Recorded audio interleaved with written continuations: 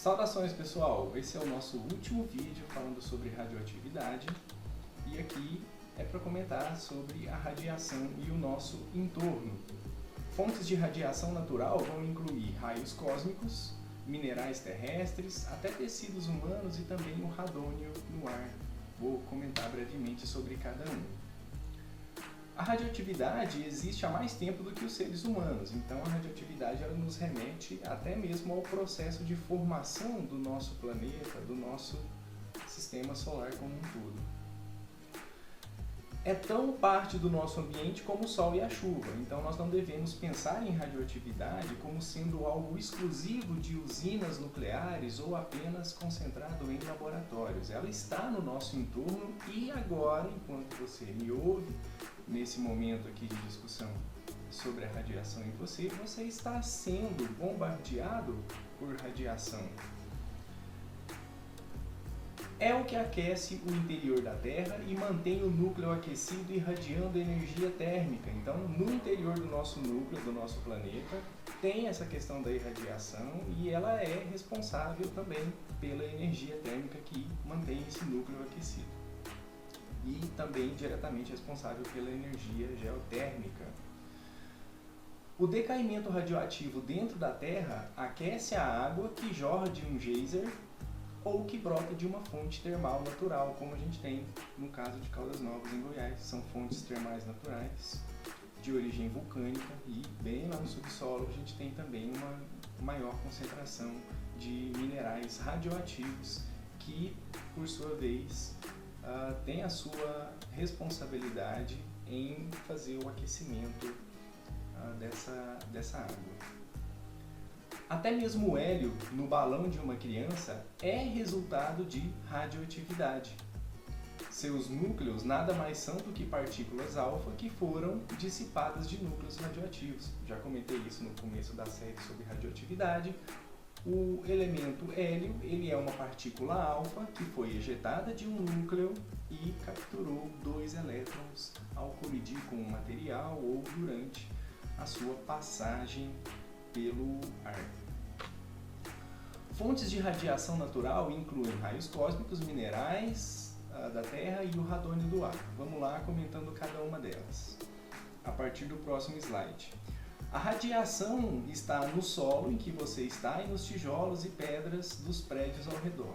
Então, esse nosso entorno social, a nossa casa, os tijolos, os prédios, o chão que a gente pisa, em todos esses lugares tem elemento radioativo. A questão que a gente deve pensar é a quantidade desses elementos e o quanto eles têm de radiação para fazer a interação conosco. Mesmo o ar mais limpo que respiramos é levemente radioativo. Aqui a gente tem que fazer uma separação importante também, porque geralmente quando se pensa em ar, a gente pensa em oxigênio, e isso é uma grande mentira. A composição do ar que a gente respira, ela envolve um punhado de elementos, tá? Entre eles o radônio, que é um elemento radioativo. Se nossos corpos não pudessem tolerar essa radiação de fundo, ou seja, essa radiação natural que está em tantos elementos do nosso dia a dia, a gente não estaria aqui enquanto civilização humana. Então, nosso corpo ele tem uma tolerância a uma certa quantidade de radiação. Esse gráfico de pizza vai mostrar para a gente a origem da exposição à radiação em um indivíduo médio dos Estados Unidos. 75% de raios cósmicos, minerais terrestres e do radônio do ar, então é por onde a gente tem a maior parte de exposição pela radiação. Em segundo lugar, com 15% diagnósticos médicos, quando a gente faz alguma radiografia, raio-x ou exames de contraste que envolvem elementos radioativos. Em terceiro lugar, através de alimentos e água, como a gente já comentou, a questão do morango, né? A questão da banana que é exportada, ela tem que ser bombardeada com elementos radioativos para poder durar mais. Em quarto lugar, 2% produtos de consumo e, por último, mas não menos importante, as usinas elétricas de carvão ou nucleares. Isso aqui é importante comentar, porque usina de carvão não é muito presente no nosso contexto, né? Mas lá na América do Norte, também na Europa, onde tem muita usina nuclear e usina de carvão, esses rejeitos nucleares, eles devem ser tratados. Tem uma lei específica bem rígida com relação a isso, que é aplicável também aqui no Brasil. E a obtenção de energia através da queima do carvão joga muito elemento radioativo na atmosfera, mas ainda assim é bem pouco, tá ok? Falando sobre a exposição através de raios cósmicos. Grande parte da radiação a que estamos expostos é radiação cósmica que flui pela atmosfera. A maioria dos prótons e outros núcleos atômicos que voam em direção à Terra do espaço sideral são desviados, e aqui tem uma ideia de interação dessa partícula que vem do espaço com o campo magnético terrestre, que dá pra gente os efeitos de aurora, tanto a aurora boreal quanto a aurora austral, certo? Uma acontece no norte, a outra acontece no sul. A atmosfera agindo como um escudo protetor, esse escudo protetor é o campo magnético terrestre, que tem a sua origem lá no interior do núcleo do nosso planeta, que é radioativo, certo? Para a maior parte do resto. Então, essas partículas que vêm do espaço vão interagir com esse campo magnético, produzindo a aurora, que é um fenômeno eletromagnético. Alguns raios cósmicos penetram na atmosfera, principalmente na forma de partículas secundárias, como os muons. Aqui eu vou apresentar duas partículas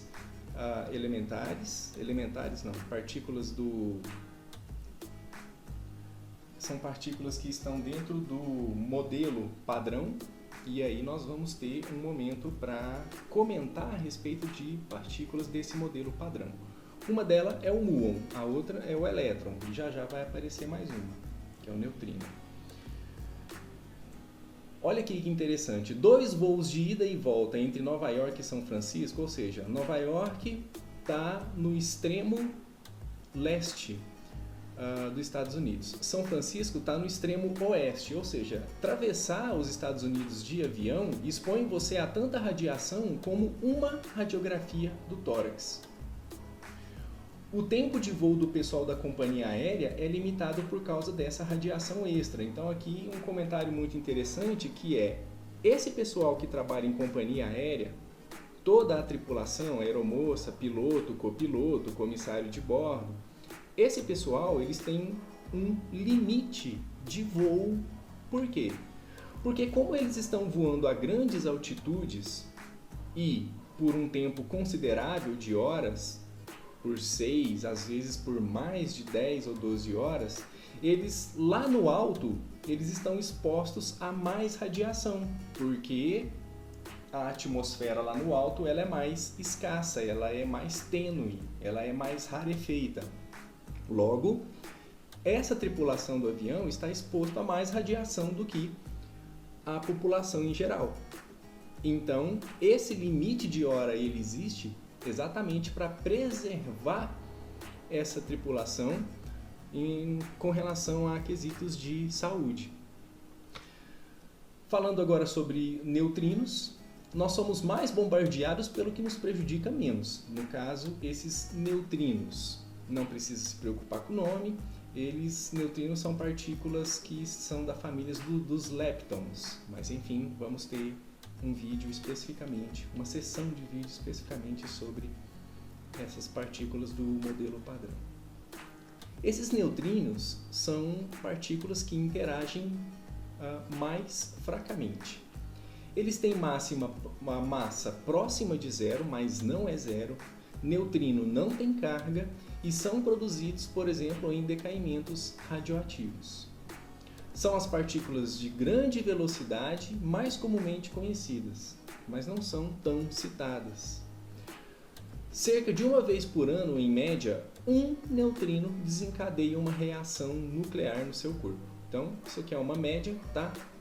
Durante todo o ano, um neutrino pode causar uma reação aí no seu corpo. Por exemplo, interagindo com uma célula ou alguma organela aí da sua célula, pedaço do seu DNA, coisa do tipo. Então perceba que é uma interação que acontece de maneira muito rara, tá bom?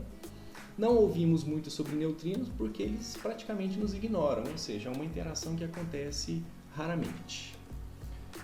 Agora que interessante, falando sobre os raios gamas, é um do tipo de radiação que mais focalizamos nesse estudo aqui sobre radiação. A radiação gama, ela é de longe a mais perigosa.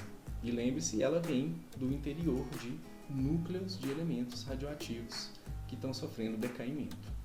Então ela emana de material radioativo e constitui uma parte substancial da radiação de fundo normal. Então a maior parte da radiação que a gente está exposto é radiação de raio gama.